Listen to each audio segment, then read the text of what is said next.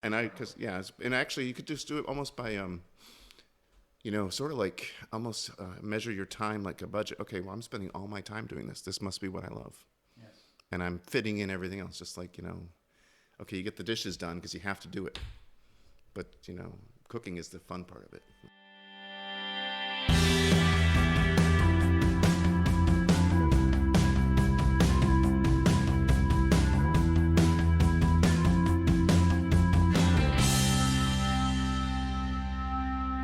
Welcome to The Unconventional Path, Secrets to Igniting Your Business with Bela and Mike. I'm Bela Musitz, the David D. Ray Professor of Entrepreneurship and Innovation at Clarkson University. And I'm Mike Wasserman, Professor of International Management at Münster University of Applied Sciences in Münster, Germany. Today's guest is Mark Dzwonczyk, a wonderful serial entrepreneur who's been very successful. I interviewed Mark in my living room. He stopped over at the house, and we had a nice conversation. And I think this was just a great insight into sort of the way Mark is and the way he thinks. Before we dive into that, we would like to try something new, and that is respond to listener questions. So if you have a question about entrepreneurship, one of our guests, or some of the topics that we've talked about here, we'd love to hear from you. So please drop us an email at bela.and.mike@gmail.com, and we'll respond to your questions online. So, Mike, you want to take the lead on introducing Mark and kicking this podcast off? Sure. This one's easy, Bela. I think the whole thing is great, and it speaks for itself, so I think we should just get right to it. So here we go. Hello, folks. This episode's guest is Mark Dzwonczyk, a person that I met a number of years ago when he was on the board of trustees at Clarkson University. And I think that's where we initially met. And he's got a great story, a great background, and I thought he'd be a wonderful guest for the podcast. So welcome, Mark. Thank you very much, Bela. Nice to see you. Yeah, nice to see you. Thanks. So let's go. If you went to a cocktail party and someone asked you, "What do you do?" How do you answer that question? Well, that's a really good first question. I like to build businesses and lead teams. Okay, good answer. And so I found different ways of doing that, and in the past 15, 20 years, a series of companies. And but I'm an engineer by training.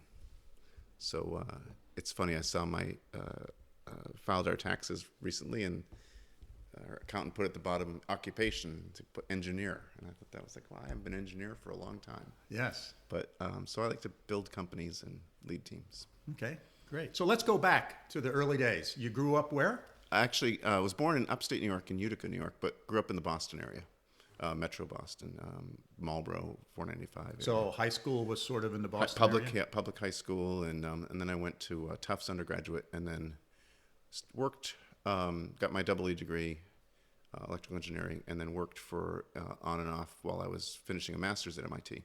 Okay, and so high school, let's just stick back to high school for a second.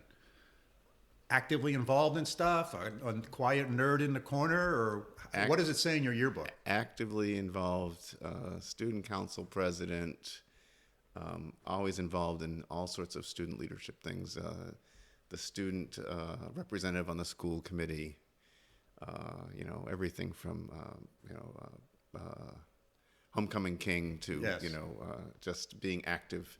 Now, not overly social. I mean, not the life of the party all the time, but certainly actively engaged in leadership at the school, in school things. Any entrepreneurial endeavors while you were still in high school?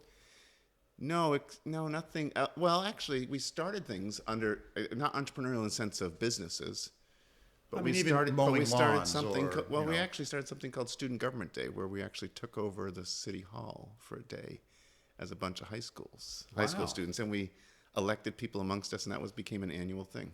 So that was, I guess that was kind of an entrepreneurial thing to do for teaching students, my peers, about how the local government runs. Yes.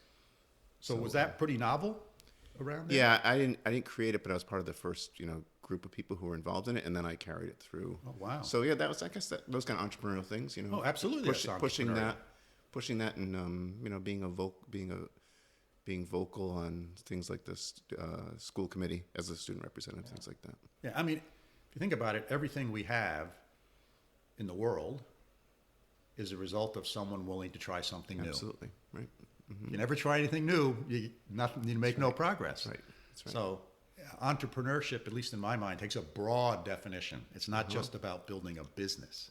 It's all sorts of stuff. Yeah, my daughter gave me a bumper sticker because when they were little, we'd be driving around on Saturdays, and I'm spatially a little awkward. I'll put it that way.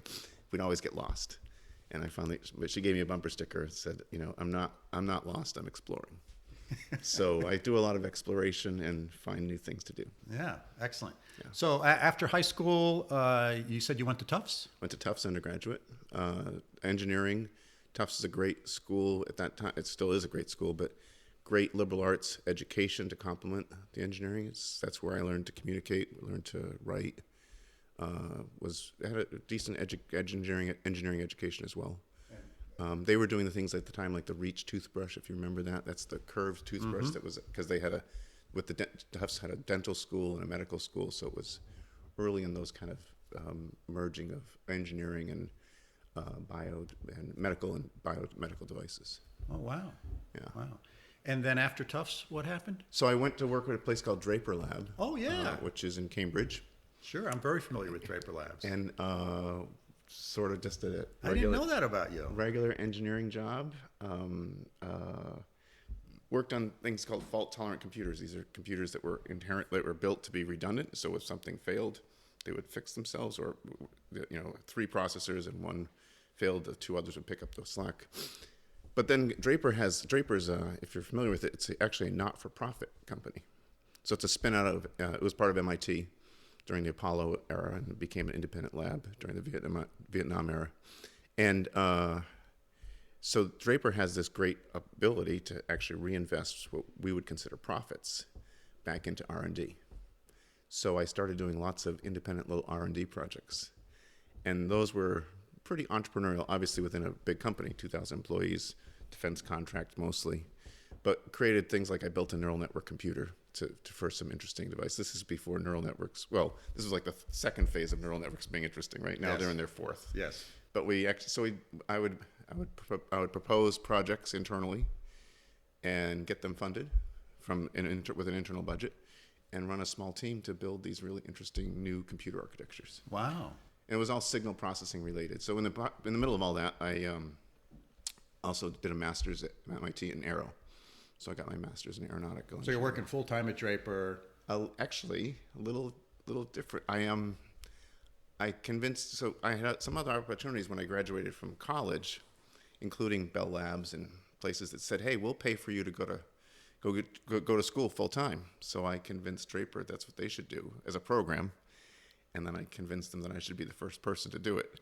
Oh. So they actually paid me to go to school full time to get my master's, but I still obviously did think of it as lab work, or I was always related to things I was doing at Draper. Yeah. So how many total years were you at Draper? I started. So I graduated in '84 and I left in '93. So about 9 or 10 years. Oh, okay. So that's a nice long run. Yeah, 10 years. But actually I was thinking a lot about as I help mentor other entrepreneurs or coming out young undergraduates. Should you go work in a regular bigger corporation? It's a classic thing. I live in California and in the Bay Area and Silicon Valley. So startup, or as a bigger company with more structure, a better place to start. It's always a trade-off. Yeah. So what are your thoughts on that? Because I think that's a topic that's come up in this podcast before, and it's certainly one that my co-host Mike and I think about when we're talking to our students about do a startup right away or go work for a big company, sort of trip and stumble on their nickel, so to speak, and then start your own thing. What are your thoughts on it? So I think the way you phrase it, though, trip and stumble on their nickel, doesn't have to be a negative thing, right? It can be, for me, it was, and I'm sure for most people, learning how just basic processes, whether it's engineering or product design. How to get stuff done. How to get things done and how to work in a team. I think startups would be, I mean, unless you're one of the rare, very rare, wildly fortunate people to find the right startup that can, you can work, the very few people who decide to even leave undergraduate school and do a startup, it's really hard to be long-term successful at that. And so you got to admit that you're pretty lucky to be successful at a startup right out of college. So I think encouraging at least 5 years at a company, at a very good structure, and it's about the structure. Mm-hmm. It's not about what the company does, hopefully it's in the area you want to work in, but I think at least 5 years in a company structure is it's sort of like a requirement.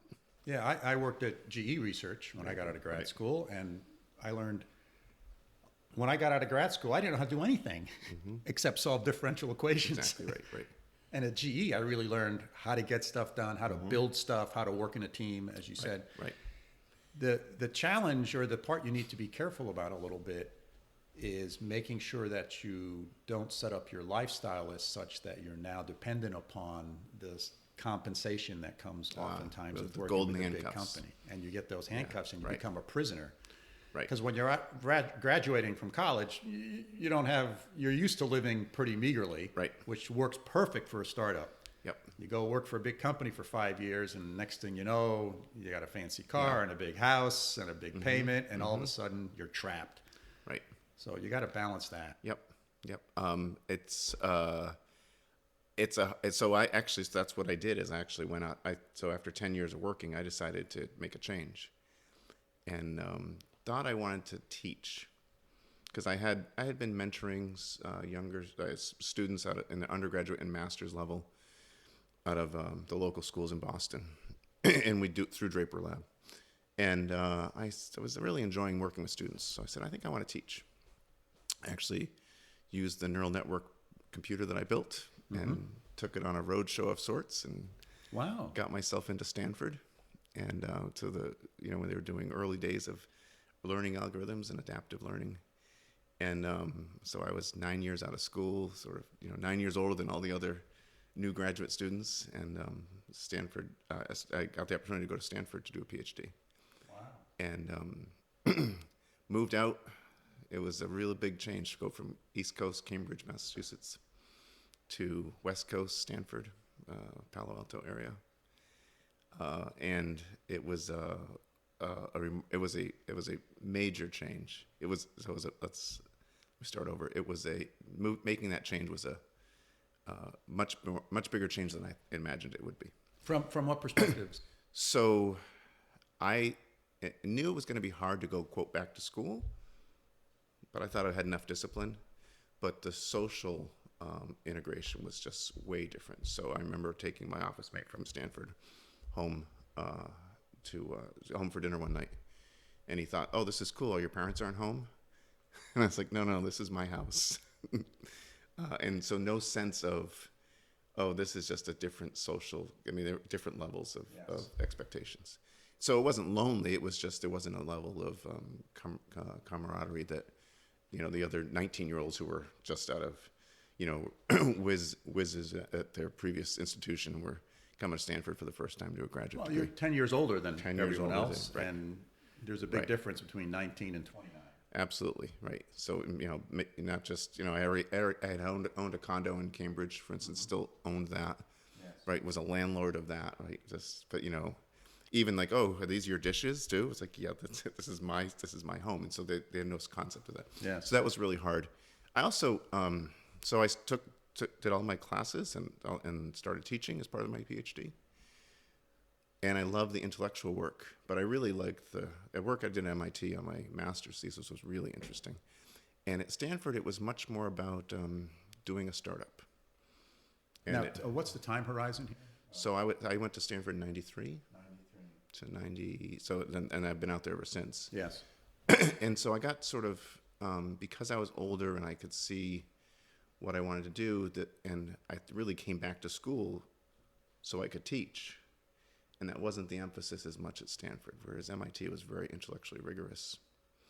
And so I got bored with it. Mm-hmm.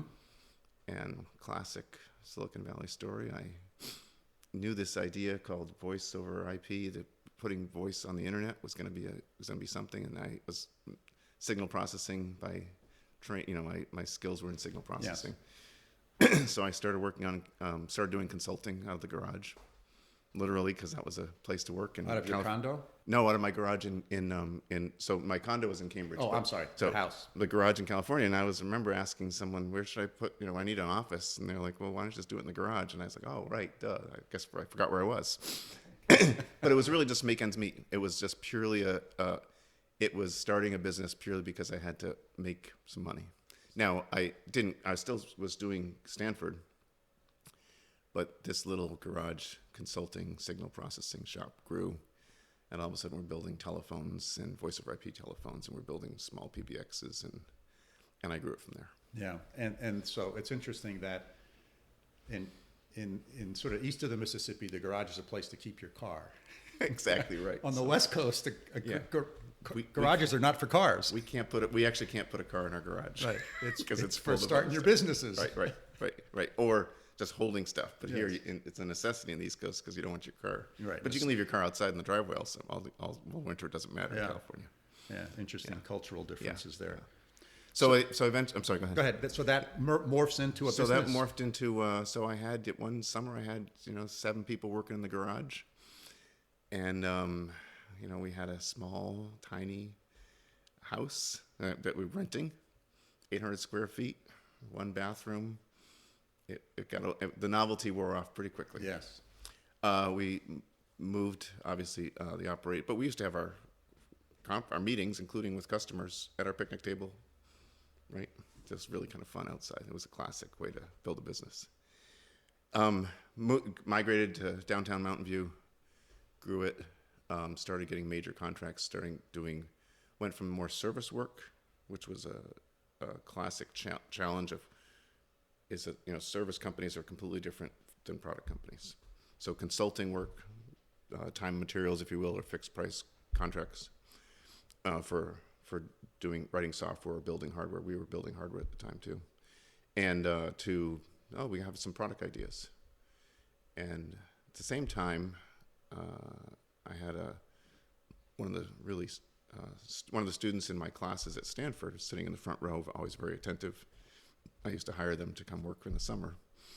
And he said he wanted to go to China. And I said, yeah, I want to get there too. And I didn't realize he's Caucasian from Oakland, and he spoke fluent Mandarin. And so 6 months later, I sent him off to China with a check to build our China operation. And we grew an engineering office in China. And so we kept the high-level design and architecture, if you will, in Mountain View, California.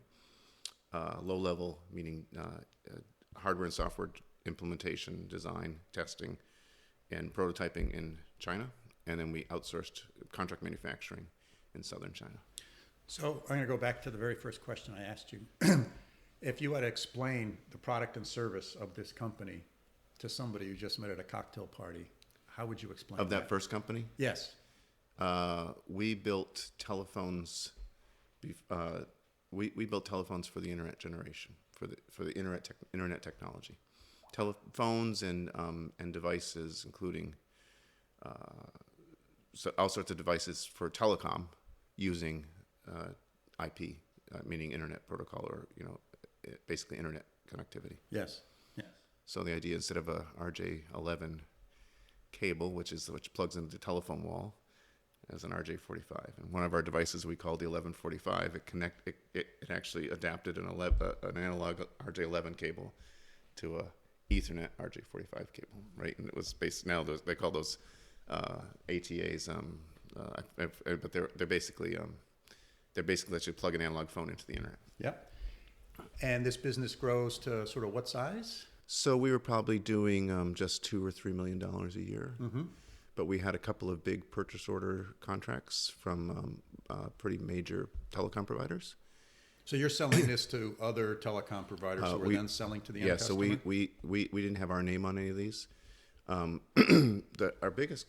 first major customer was actually a provider of hotel phones, like the telephones you see in a hotel. and really those phones should have one button that just says call the front desk. But in those days, the hotel was actually a revenue generator for the phone was a hotel generator for the hotels, because you could long distance and you need to make a business call, and there was not cell phones, and that was a revenue source. Give away the rooms and sell telephone service. So they were putting broadband or Ethernet into these rooms, they needed a voice over IP phone. And we did this for the largest distributor, largest manufacturer, if you will, of hotel phones under their name. And we won Internet Telephony Product of the Year award. Wow. And I said, oh, that's pretty good. And somehow, I forget exactly how, but it leaked out that we were the people who, when I say leaked it wasn't us, but someone else, that we were the people who did this design.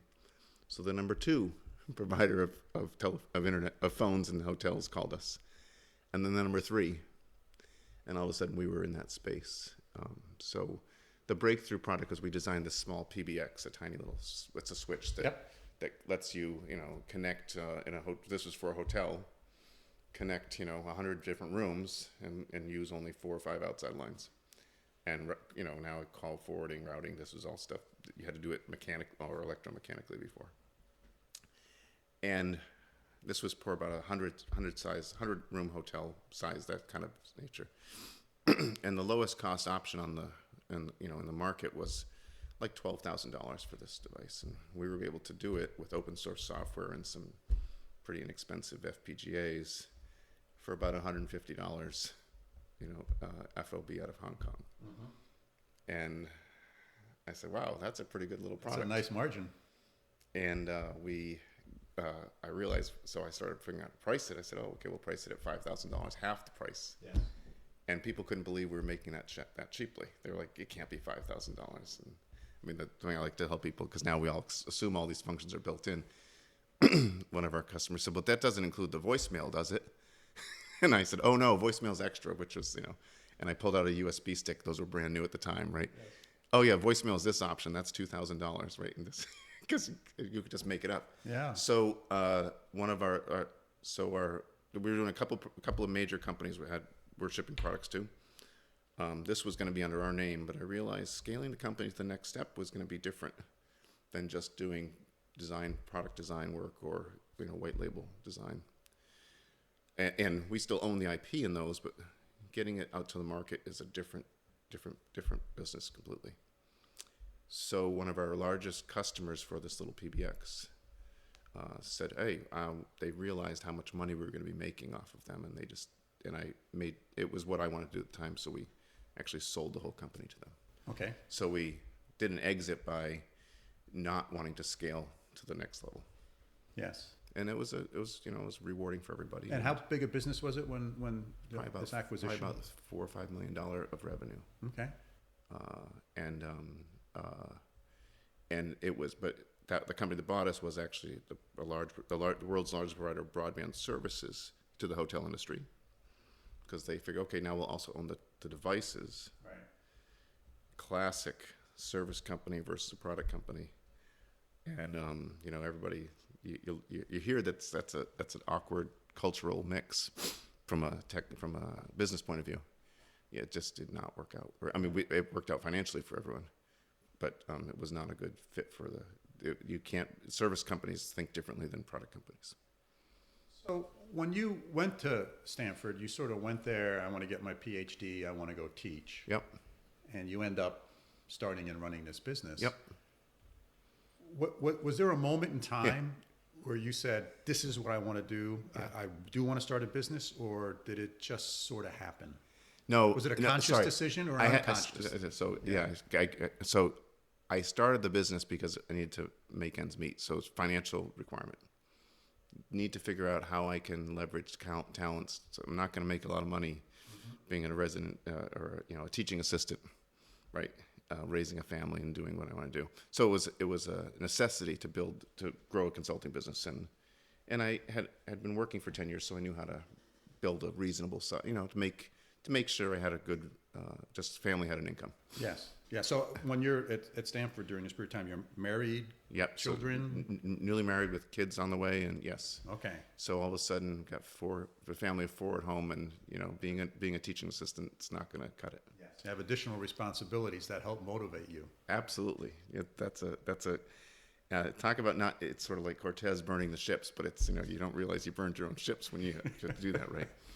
Right. But I did have the aha moment when we were doing some work under contract for Microsoft, and I had to get something into Stanford, and I had a meeting that Bill Gates was coming down sometime later that week, and I just thought this is a no-brainer. This is what I love to do. I'm up late at night working on in my company. Yes. And I don't really, I mean, I don't really care about making sure I got the problem set to the students for the next week, right? I mean, obviously we did both, but it was like this is not what I want to do. You figured out what really drives you internally. And actually you could just do it almost by sort of like almost measure your time like a budget. Okay, well I'm spending all my time doing this. This must be what I love. Yes. And I'm fitting in everything else, just like okay, you get the dishes done because you have to do it, but cooking is the fun part of it, right? I think the interesting part of that is that, and I've seen this with my children, see it with myself, each individual figures that out for themselves, often at different moments in their lives. Uh-huh. It's not like when everyone is 17, all right, I know what I want to do for the rest of my life. Oh. To some extent, we expect people to do that because we're sending them off to college. Yeah. And so some of it do it on blind faith. But when you have that moment where it's clear for you that I can make my passion and I can also make my living at it and yep. provide for my family, that's a wonderful, wonderful place to be. Yeah, right. It's actually, as you just said, provide for your family. That's the entrepreneurial part of it. So I enjoyed my work at Draper. I really liked being an engineer. I loved the work, and I was making good money. It was all fine. But recognizing, I can actually build. I built a small company. I can do it. I can take it to the next step, and I know how to go get customers, and I understand the market trends. Yes, that's really that's enlightening. The other thing I've learned though since then is there's other opportunities. It's not just once. It doesn't just happen once, right? It's not just here's the demarcation point in my career. It's like there's been lots of those, right? And I can't tell if it's because I get bored with certain things, or I just get better educated or more mature and look at other things I can do. Yes. So when we met at the Clarkson board, for example, I hadn't been on a board of trustees at a college, and I really loved helping higher ed. Yes. So you sell the company, uh-huh. And were your hands tied for some period of time? They were, and we had negotiated a pretty good agreement for me that they were going to pay me salary, and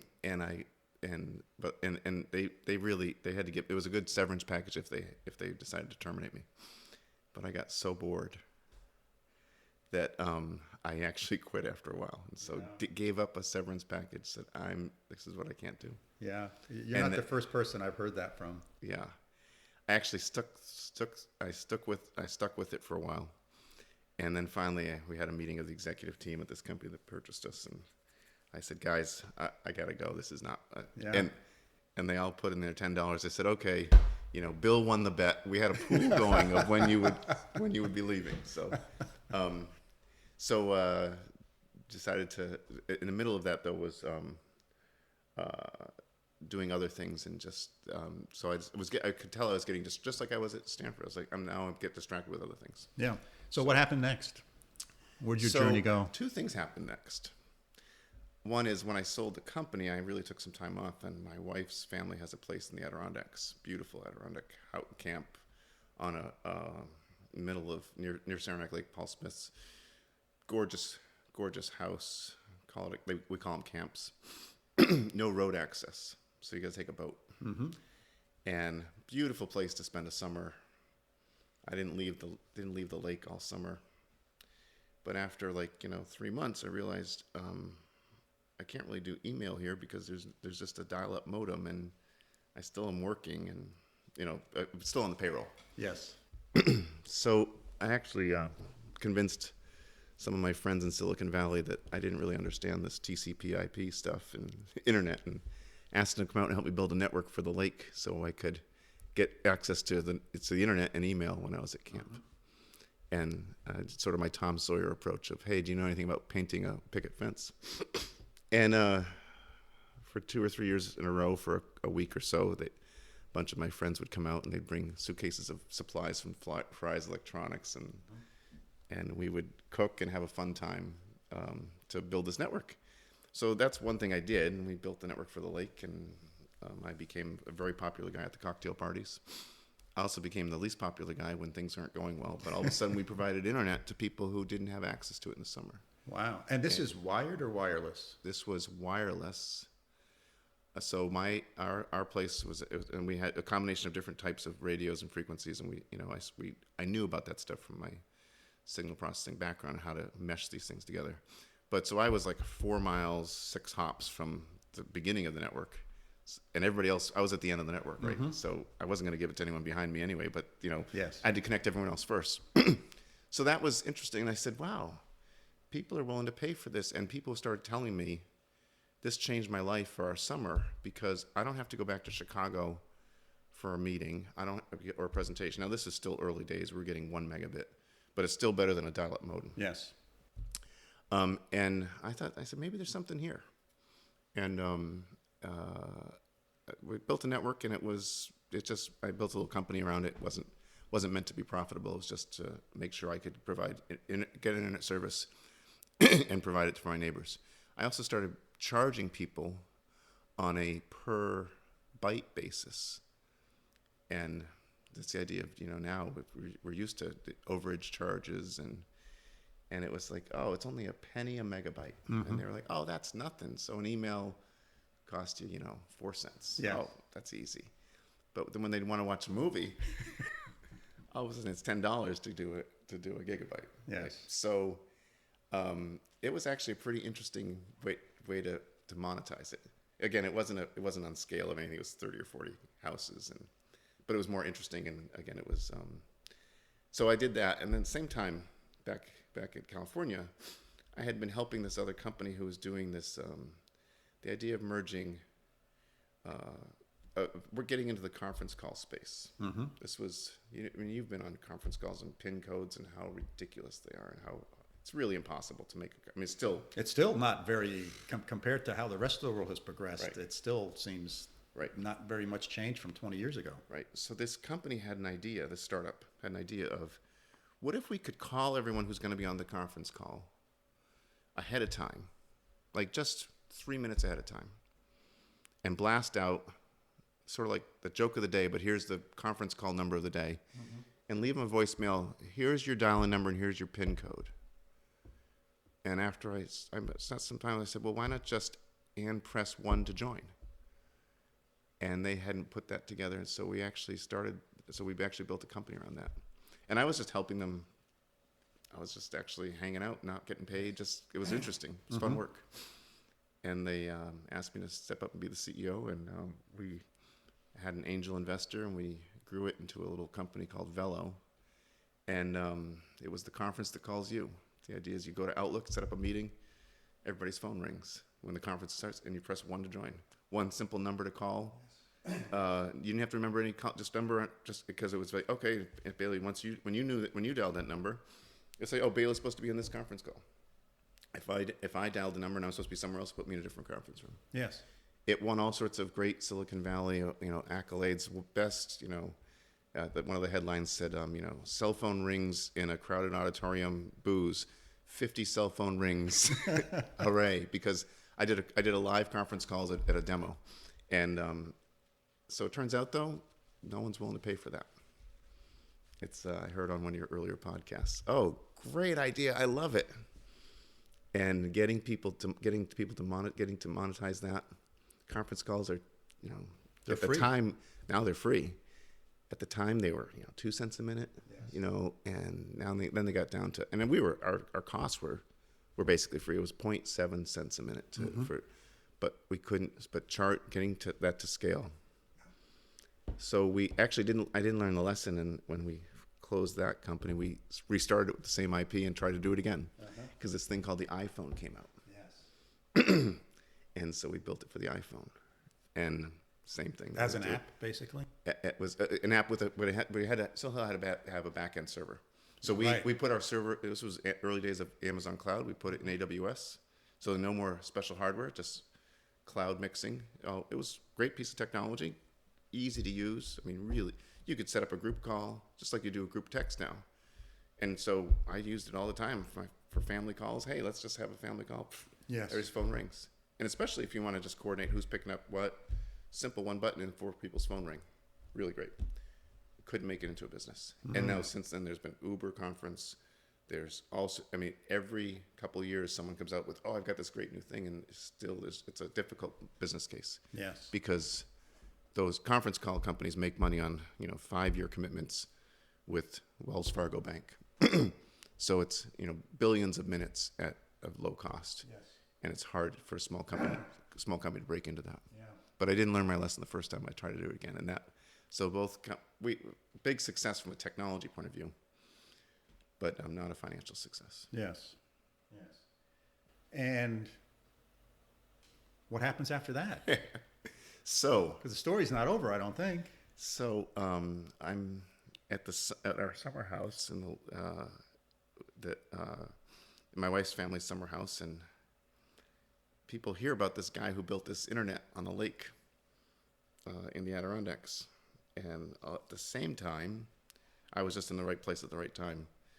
At the same time, Obama's America Reinvestment, ARA, the Reinvestment Act, was putting money in for infrastructure and get broadband to rural America. And the local phone company had received a pretty big grant. It was 80% grant, 20% loan to build out broadband in rural New York, right near our summer house. And they asked me to join the board. And I said, that'll be fun. Join the board of directors. And after the first board meeting, we realized the company was in trouble. And 4 or 5 months later, they asked me to be the CEO. So this was in rural New York. I live in Mountain View, California. But I thought it would be a really fun project to take on. It just was, I thought it'd be really interesting. 110-year-old telephone company, turning it around. It was not financially, when I joined, it was not financially viable. It was in financial trouble. Yeah. And so I said, this is just like a startup though. We have a market because people, people don't have broadband. You sort of have a monopoly. We actually it's better than a market. We had to be careful not to say the word monopoly, but we actually, once you built it, you had a monopoly. Yes. That's how the telephone company got to be a monopoly. How it works. But and you needed government subsidy though, because the local incumbents, Verizon or Time Warner for the cable, you couldn't invest this kind of capital to get $40 and it has to do with how many houses per mile and things like that. You couldn't make a business case to make it work, but if you can get 80% of your capital subsidized, you can make a business. So I said it was like a startup. We have a market. We had the capital, courtesy of the federal government, and we just had to change the culture, and we just had to get the airplane off the ground. So I went in and we had to make some cultural changes at the company. Then I remember sitting in a presentation and Governor Cuomo, who was very progressive on this, he was talking about how he's going to provide broadband for New York State. And he came out with the most innovative proposal in the country. But I remember looking at his presentation, and he had one of these grayscale color maps of who has broadband and who doesn't. Mm-hmm. And in our territory, he had this as the same color as Manhattan. This is in like, not even in Potsdam. This is a suburb of Potsdam, New York. And I turned to our CTO and I said, wow, he's got the colors wrong. We're the same color as Manhattan. And I said, oh my gosh. And look at all this white space in between. And Cuomo had just announced a major subsidy program for making sure every New Yorker had broadband. And I said, let's double down, and I'm in. And we grew that thing. We went from 250 subscribers broadband to, when I left as CEO, to I was about 6,000 now at the company. I'm still on the board. The company has still growing, adding several thousand customers a year. Wow. And it was a financial turnaround as well. Yes. So the surprise call I got, which was, I got a call from a number at MIT because I recognized the exchange from being there. I was like, and it was someone from the Sloan School and the business school, and they said, "Hey, we hear what you're doing over in Nickelville, New York. Will you come and do a case study for the Sloan for this?" And I thought this was a prank call. Like, why does it, MBA students at MIT want to hear about Nickelville Telephone? But it really was a good story because it really changed the economic fabric of the community, and it was a financial turnaround, and it was about building a company. Yeah. And the leadership skills you need to do that. I think there's so many parallels between broadband service and the electrification of the country. Absolutely. Yeah. I mean, it changes people's lives. So the 1932 presidential election was really won. Roosevelt won because he believed in rural electrification. He said, if we give people electricity, remember, this is when electric companies were called Power and Light because that's what they did. They weren't powering your toys and everything else. But if you give people electricity, then they can have refrigeration. In rural America, then they can have refrigeration. If they have rural refrigeration, they can have fresher food. If they have fresher food, they'll be healthier. Yes. I actually made the corollary recently. So Sears, which is now going in bankruptcy, I didn't realize Sears started because of the Rural Mail Deliveries Act. Sears started, well, first it was Montgomery Ward, but Sears quickly followed it. Oh, now everyone in America has a post office, has a postal box, and they can get anything delivered there. Get anything delivered. And so Sears, if you know with the old catalogs, you could order anything from Sears. I remember those very clearly as a kid. So that was the big catalog that would come twice a year, and then the special Christmas one too. Yep. But so the corollary of broadband, and now it's being Amazon is serving these customers for shopping. And we can talk about the social demographic, the social economic issues from that. But it's no different than rural postal delivery in the late 1800s and rural electrification in 1930s. So it's broadband is a necessary. It's not just in fact, I got interviewed recently of like, this is a lifestyle choice. I'm like, this is not a lifestyle choice. I said, do you think clean water is a lifestyle choice? I mean, if you want to be off the grid, fine, but you still have to have clean water. And so broadband is the equivalent of, you can't, denying people not having broadband at home is like not having access to information. Yeah. So I did that until, so I turned that company around, and we then raised some private equity money. And that was about a year ago I left as the CEO on the board. I remain on the board, and taking a year to kind of figure out what I want to do next. Wow. Really fun. So the one of the themes that I sort of see here is this notion of there's a need. Mm-hmm. You have some sort of need, right? Whether it's providing for your family, or you have a curious mind and you need to fill it with stuff. Right. But there's also this clear ability to recognize an opportunity. Yeah. It's this opportunity recognition that I think really is the foundation for building successful businesses. Absolutely. Right. It's very rarely an invention. Mm-hmm. You invent something, and then I got to go try to find a problem to solve. It's you find the problem, you recognize the opportunity, and then you build the business. Yeah. I mean, in this case, for instance, at the lake, I had a problem myself. I had to get email. But I was just like, listen, I'm building this because I want to get access to the internet. Right. And now we have a 100 megabit connection to our camp. Like, this is really great to have wireless internet to the camp. Yeah. But it's sort of finding the holes in the linebackers, right? It's like, here's where we go to throw the ball, and that's where we're going. But not actually. So I don't know if you said finding, but I haven't been out seeking for those issues. They just show up, and it's so obvious to me when they're there. Like, oh, you should just press 1 to join a conference call. Why leave a message? Just press 1, and you'll be connected to your phone. Those are things those are serendipitous moments that, and you have to be prepared, and you have to have the skills to do it. So you actually have to take action. You have to take action. You just can't have the idea. Right. And you have to be able to, you have to be. Someone told me once, I was at Stanford, and they said, oh, if you want something done, have Mark do it, because I had 10 years experience on everyone, but it's about knowing how to execute, but finding those opportunities is exactly it. Yeah. And those opportunities just show up serendipitously, frankly. But you got to be aware of them. You got to recognize that it's an opportunity. Yeah. Right. Absolutely. Right. That's a skill.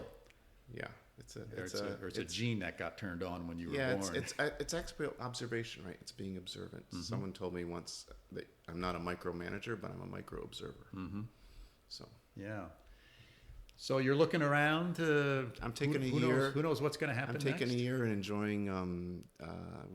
Worked hard for a long time. Yeah. We're fortunate to now that that I can take some time off financially, and enjoying just connecting with people and not necessarily formally looking for something, just enjoying taking a break, waiting for that serendipitous moment. Yeah, and it'll show up, right? So let's talk a little bit about. Obviously, you're giving back. You're doing mentoring. Yeah. You've talked about mentoring even in your early days when you, whether it was high school students or whatever. You've served on the board of trustees at Clarkson University. You're on the board of trustees at Paul Smith's College. So talk a little bit about sort of how that impacts your life and sort of the things that drive you to do those types of things. Yes. So I remember when the kids were little, we used to teach them the more you give, the more you get. It's but I actually, so I don't give looking for something in return, but it's so fulfilling and rewarding to be able to give my time to something that maybe I don't understand what the impact will be. Mm-hmm. I mean, it certainly doesn't have any I don't have any financial expectations of impact. And it's just, I got raised, my parents raised us with this idea of you're here to give and serve. Yes. And I believe if you can give and if you're here to serve people and you love what you're doing, you don't have to worry about anything.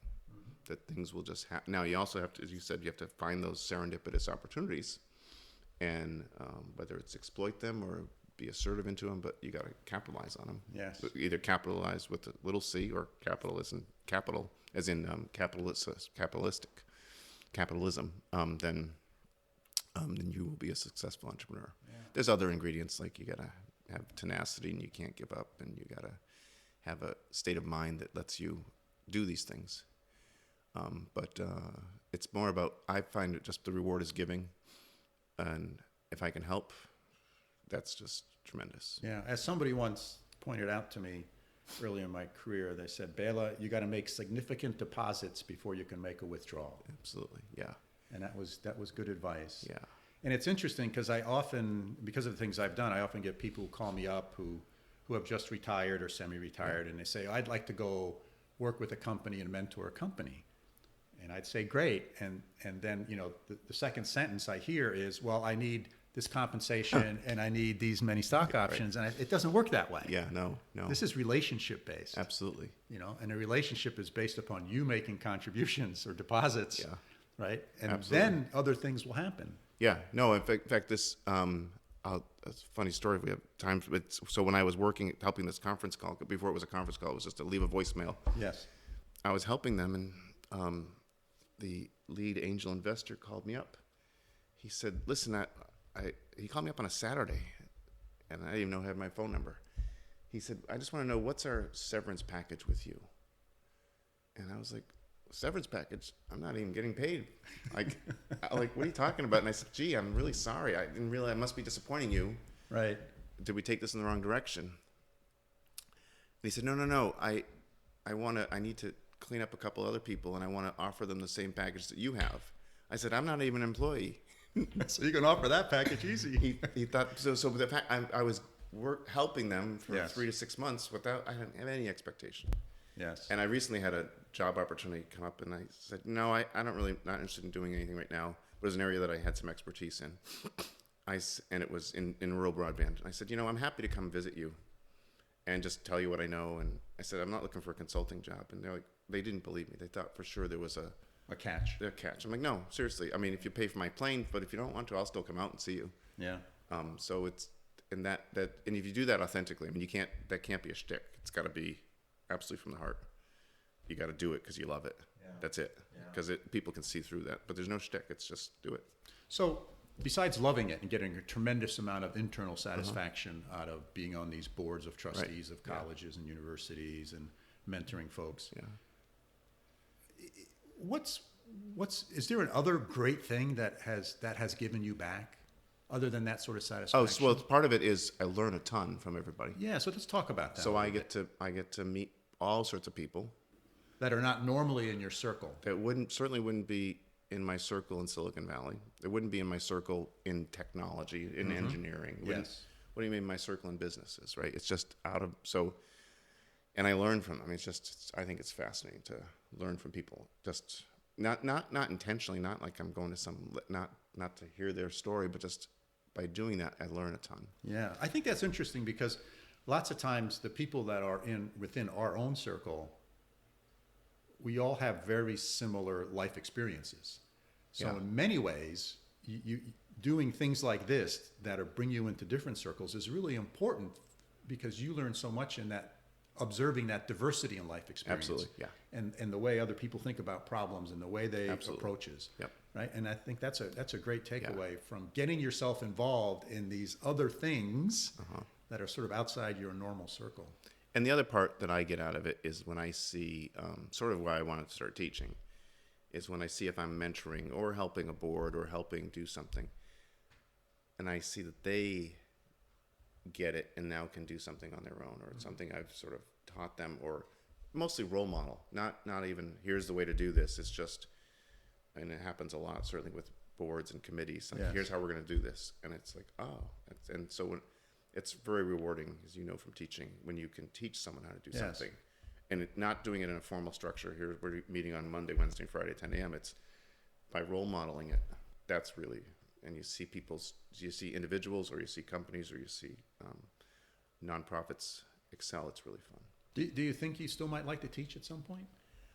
I think I would like to teach at some point. Yeah, I think I would be be fun to do that. I think whether it's higher ed's changing dramatically.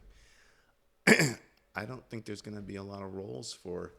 We need you to teach this course on Tuesdays from 2 to 4. So it's going to be different. So teaching the definition of what you're implying, teaching may be completely different. Yeah, even 3 or 5 years from now. I agree. It's the role of the professor standing up in front of the classroom is going to change drastically, and is changing drastically. Yeah. But I think the role can still be just as rewarding, and quite frankly, it may even be more rewarding because it's going to be sort of a different level and quality of interaction that you're going to have with the students. And the students aren't going to be regularly 19 to 22-year-olds who are looking to learn a specific subject. They might be more of your peers who want to learn something else, or just it may be very informal. It may not be very formal. It may be very informal, structured but informal. Yes. So this summer, for the first time, I got to experience what's called Boys Weekend. Yes, that's right. So this is something that you've been doing for a number of years, and it really was remarkable in many, many ways. So can you talk about sort of how you started that? So that was for that. So you're talking about, that's actually how we started building the network. At the lake. I would say to my Tom Sawyer, hey, anyone know how to paint a fence? Gee, I'm not really sure. Am I holding the paintbrush the right way? And convincing 3 or 4 of my good friends in Silicon Valley to bring suitcases full of routers we load open source software on them. And that became a regular thing we did in the fall. And it's just grown so that I do this every year in the fall. We call it Boys Weekend, but it's, I don't like the whole sexist nature of that. It's about men in somewhere between 25 and 75. It's just people who happen to know. Yes. And you have to have the right mindset. You have to be the right. So there's, now there's going to be people who's like, how come I've never been invited to Boys Weekend? But I invite about 75 people and about 25 come. And because we don't have a road, you actually have to make a commitment to come to the camp, to our house for the weekend. Yes. And 2 things about that. One is everybody who comes, we actually mentioned your perspective because you were new. You don't know what to expect. So I say the only thing you can't bring is an agenda. Don't bring an agenda. We don't have any other, there's no set things we do. We do have a meal together. Yes. And that's really nice in the evening. And someone cooks. We all share the cooking and the work, and it's a beautiful house. It's really exceptional. We're very privileged to have it. But some people go swimming, some people go hike the mountains, some people want to read. Some people have work to do. They have to get on their laptop for a couple hours. They meet new people. Some people come back all the time. Some people are gone for a couple of years and they come back. They get to see old friends, but it's a way for everyone to disconnect from their everyday life and sort of regenerate, not intentionally sharpening their saw, but don't realize how they mentally sharpen their saw. And the comments I hear from everyone, no matter who is, I mean, everybody comes back like, wow, I'm so glad I got to do that. You know, they're gracious in their appreciation to me, but I do it because it's really great for me. I love it. Yes. And to encourage people to take a break, maybe to me that's like a teaching thing, right? Just get off the treadmill and come do something like this, and make a break and make the commitment to do this is really fun. Yeah. And the other thing they get is I actually didn't realize this until I started doing these. The variety of people. I guess I have a lot of eclectic relationships, because maybe there's some tech people, but they're mostly people who know me through all sorts of. There's right. East Coast, West Coast, from all, this year we had a couple of people who couldn't come because there was a hurricane in North Carolina. But they all come up and find a way to get to upstate New York into the Adirondacks and come for. It used to be Thursday, maybe Friday to Sunday. Now it's sort of Wednesday to Monday, and people. There was one Tuesday to Tuesday this year. So it's a really great opportunity. Yeah, and I'm very lucky to have. I enjoy it so much. It's just a wonderful opportunity for me to see friends, acquaintances, but people who have you have to have a certain personality to fit in and be willing to expose yourself to new things and talk and be open and be. Again, it's not a drunken weekend with a bunch of guys watching football. It's just a way to get together. We don't really have a TV, so we just kind of hang out and be together. No, it was, my experience was wonderful, and it's sort of as you were describing it, I was thinking about actually the thing we talked about just before I asked you about it, which is this notion of exposing yourself to or engaging yourself in activities that are sort of outside of your normal circle. Yeah, you're the only person there I knew. Yeah, that's interesting. Right. So it's sort of, okay, I'm gonna. Yeah. I don't know what to expect. Right. I don't know where I'm getting into. Right. But I'm curious enough, and I'm confident enough. Yeah. In many ways, right? I have that. And everybody who comes has those same feelings. They may not. Oh, I don't know who Bela is, but. Right. If Mark's invited him, he's going to fit in here fine, right? I mean, now there's some people who it finds out that wasn't a good fit, but most people come with this, hey, I'm going to meet people. Right. I'm going to broaden my horizons. Yeah. So it's just like joining a board I was on a board of trustees for a hospital for a period of time. Right. I knew nothing about healthcare and hospitals other than being a patient. Right. And I learned so much about taking that risk and saying, okay, gee, I'm really gracious that you guys invited me to join, and I'd love to do it. And I learned a lot of stuff. Yeah. So it's taking. It's a great privilege that I can do that. It's wonderful. I enjoyed it more than as much as everyone does. Yeah, it's a great thing that you do. Thank you. So let's start wrapping this up here. We've been at it for quite a bit. Yeah. So I have two questions. Sure. Let me ask the deeper one first. What drives Mark? So at the first layer, it's giving and feeling like I'm here to of service. I forget one of your interviews recently. Someone who said he believed he was at a calling, and I think you talked about servant leadership, but he had a calling to do this. Yes. And I'm a big believer in just how can I give. And was that instilled by your parents, do you think? I think it's core value that I didn't realize until my father passed away about a year ago, and just early this year, in January. And he was in hospice at home, and you start thinking about where your values came from. But he was always about giving, and never, I didn't have an entrepreneurial upbringing and it wasn't about how much money you make. Never worried about how much money we made. I mean, we provided for us. Sure. But we never worried about it. We didn't talk about it. It just wasn't about making money. And even things I do now, I don't, that's, if anything, in terms of my entrepreneurship, I don't worry about how much money I'm making. And some people think that's a deficit in terms of, we want to hire someone who's going to go not just drive revenue, but drive profits. And I build things because I build companies, or I lead companies because it's my way to give to either the shareholders or mostly it's the community, including the employees. So that's what drives me to do these things. Mm-hmm. The other part that drives me is I learned early on, because I actually have an immune deficiency. That was childhood. I was very ill as a child, and I'm actually very fortunate to be alive at this age. And so you talked about serendipity and finding these opportunities. I live every day just enjoying the serendipity that shows up. And so it's about, what drives me is, you use the word curiosity, but me, it's more just about enjoying things and taking advantage. There's not a day, literally every day, I'm just so happy to be here and be relatively healthy and be able to do this. You probably read Seth Godin's book, Purple Cow. Purple cows, it's the idea that there's lots of brown cows out there. When you see a purple cow, it's a remarkable cow. So you remark to people and you want to be a remarkable company. I was thinking about on the drive down here today. I was like, it's not just to have a remarkable day every day. Like every couple of hours are remarkable. And I make sure I maximize that. So part of what drives me is giving it all so I can even have more remarkable moments. And that's just fun. Wow. And if I can inspire that to staff, that's how you get a team to really, that's how you get a lake network built. Yes. Right? From people who otherwise wouldn't come out 12 hours to figure out where we are in the lake. And so you can inspire teams to do that. Yeah. Wow. That was wonderful. That was fabulous, what you just said. And it really, I'm having trouble thinking, right? Because it moved me so much.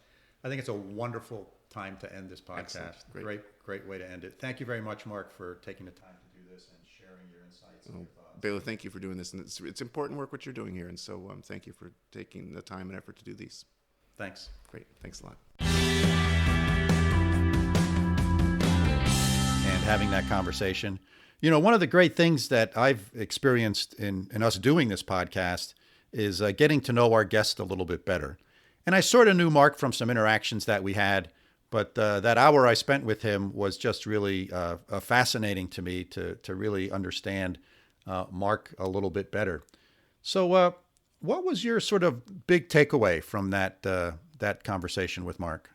Well, this was cool, Bela, and this is another really interesting human being who has a passion that's not necessarily about a specific product or an industry or even a technology. But this person had a passion for building businesses and leading teams. And I thought that was really cool and interesting. And what that led to, in my observation, was this idea of opportunity recognition. Again, another recurring theme that we've talked about. And you two were talking a little bit about being born with this ability. But when I listened carefully to what you were both saying, I realized that there were some great takeaways for myself and for our audience. And that's this notion of, you have to get involved first. And you will like to talk about bias for action. And Mark really represented a bias for action. Get involved. And then the second part was observe carefully. I loved the term that he said somebody made up about him of being a micro observer. But I thought that, really, I think our listeners, and again, myself included, can always get better at opportunity recognition through this idea of becoming a micro observer, of watching and listening to the world around you, of learning from others, and seeing where the next opportunity might be. Yeah, I think those are great comments, Mike. I agree wholeheartedly. One of the other things that really popped out at me was Mark's ability to sort of draw upon his network and to reach out to the people that he knows and convince them and help them to contribute to his project and to sort of move forward. This whole network thing that he set up in this remote Adirondack Lake was really a testament to his sort of skill in identifying a need and then figuring out how to draw upon his network and bring that network together towards a common goal and resulting in a very, very successful project. Yeah, you got to give before you can get too. And I love this. To me, a lot of people ask me as I'm in my 50s now, and I know you're just a teeny bit older than that, Bela. But, does growing old suck? A lot of my former students who are younger, I have a lot of younger friends, and I'm like, no, there's a lot of great things about growing older and really cultivating the network and being so fortunate to know a lot of people and learn from them. And Mark really captured that, and he's like the expert. I'm like a novice at that. But it really struck me as this idea of not cultivating a network for the exchange of what you can give, of what you can get. It's what you can give, and then it gets paid back many times over in many different ways. And I thought that was just brilliant. Yeah, I agree. And it's all part of, I think as we do get older, we draw upon our experience. And Mark also said some great words about sort of understanding what life is really about and what are the important things. And one of the key important things is giving back. And sort of helping others, and I just think that was done very, very well in that conversation we had. Yeah, the ending to me just blew my hair back, and I thought it kind of left you speechless, which was great. But the idea of appreciating, not every day, we hear that all the time, but he was looking at things from an hour by hour basis almost, and I thought that was great, and that's something that I think will really impact me from this interview. Yeah, it did sort of leave me speechless when he said that. I was like, whoa, what do I say now? And I was just tongue-tied. But it was my true feelings coming out, and I think it was his honesty that triggered that. It was fantastic. Yeah, I agree. I thought it was a great podcast. And anything else we want to comment on this one, Mike? No, be nice, be good people, give, and it'll all come back to you. A lot of people I think that we talk with who are struggling to figure out what to do next. This is a great kind of underpinning or a great foundation of how to not just be a successful entrepreneur or have a great career, but just be a great human. Yeah, great summary, Mike. With that, we're going to wrap it up. So thanks for listening. We really appreciate it, and hope to see you next time. We'll see you next time. This podcast is produced for Mike and I by our friends at Busy Media of Schenectady, New York. They can be found at busymedia.co.